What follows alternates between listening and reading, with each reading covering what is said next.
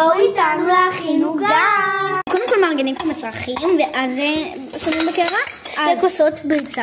לא 2 כוסות ביצה. לא כוס אחד ביצות. 2 ביצים, לכם ביצים בגודל M, אז 3 ביצים. עכשיו את השני, יופי. עכשיו סוכר, יאללה. זה בטוח. תשפכי לפה רוני. יאללה, נו רוני. יאללה. תשפכי לכאן.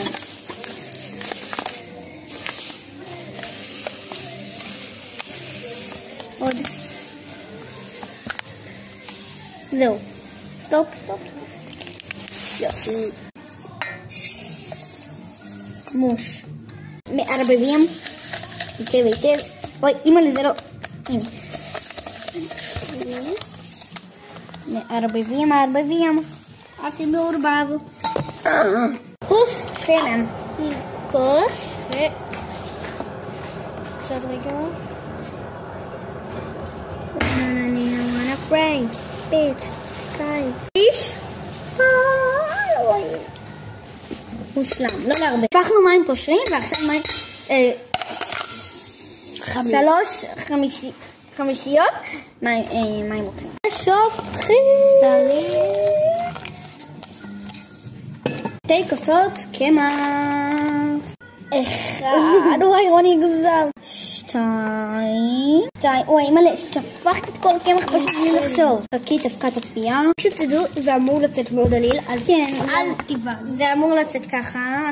אבקת אפייה. את כל השקית. כפית שטוחה של לשתייה.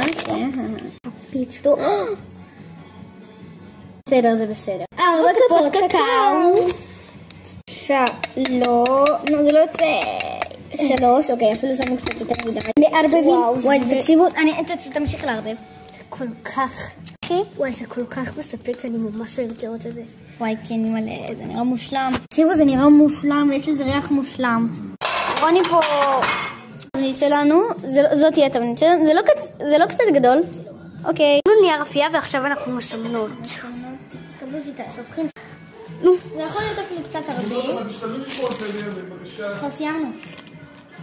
אנחנו עכשיו שמים את זה. ופשוט ככה. שופכים. הכל כולל איזה אלפים אתם.